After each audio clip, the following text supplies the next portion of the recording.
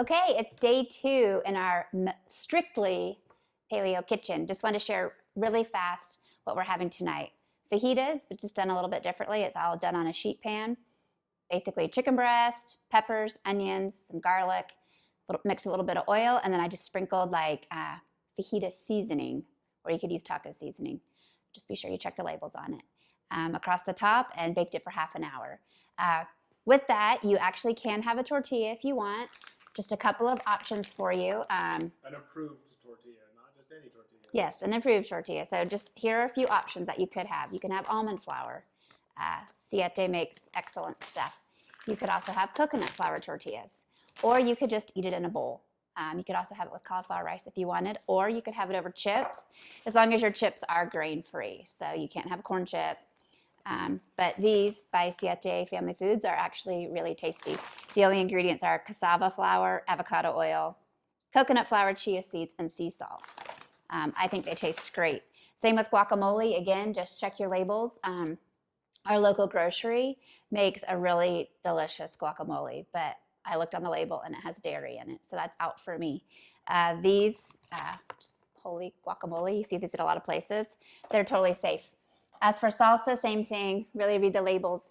I like this brand. I don't know how to pronounce it, but they're gluten-free, and the only ingredients: tomatoes, water, jalapeno pepper, cilantro, roasted onion, garlic, salt. We have some that like it mild, and we have some that like it a little bit hotter.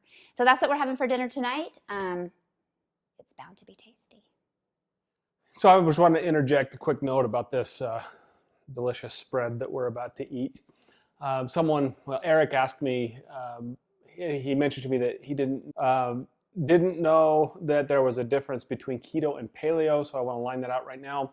Paleo refers to a caveman diet, or foods the way that our ancestors would have eaten, which does not include grains. Grains weren't available until later. So paleo just refers to meats, fruits, and vegetables for the most part. Whereas keto refers to a ketogenic diet, which is very low in carbohydrates, so that your body starts breaking down fat and using your fat or ketones as fuel versus using carbohydrates as fuel. It's a very efficient way for people to lose weight. So just as an example of how diets differ from house to house, Kim, you've seen how tiny she is. She actually has issues with her blood sugar going too low. So she doesn't want to go into ketosis. She doesn't need to lose weight. And so she does very well. It's just staying mainly paleo.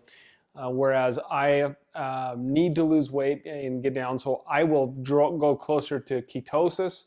In fact, intermittent fasting pushes you into ketosis. I've really only had, this will be my only meal today. The only other thing that I've eaten is some nuts and some terrible jerky. That stuff was bad. We won't mention any brands, but that's the only thing I've eaten today that keeps my blood sugar nice and low, pushes me more into ketosis.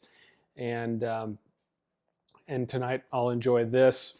I'll take it easy on the chips. You do have to limit your fruits on ketosis, and you have to watch out for vegetables that grow below the ground. So that's the difference. It is possible to eat a paleo diet that is ketogenic. You just don't eat, you limit the fruits and the below ground vegetables. There are other keto diets that are very, very heavy in dairy. Again, you just got to find out what's right for you. That's a wrap. That'll be the easiest one to